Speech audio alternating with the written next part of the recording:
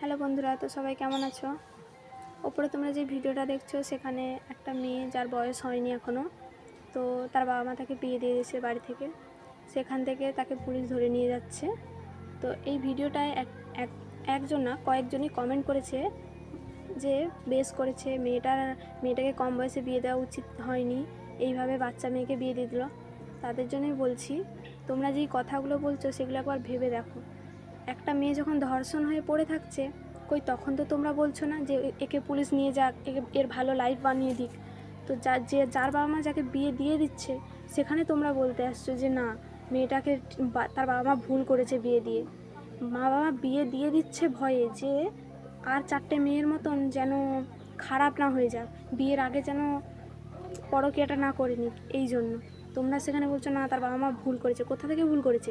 যখন ধর্ষণ হচ্ছে কই তখন তো পুলিশ এসে তাকে বাঁচতে যাচ্ছে না, বা যে করেছে তাদেরকে তো কই কিছু বলতে যাচ্ছে না। তখন তোমরা কিছু বলছো না, তখন সেই ব্যাপারে তোমরা কিছু কমেন্ট করছো না। কিন্তু এখানে ভালোই কমেন্ট করতে পারছো, হাসতে পারছো।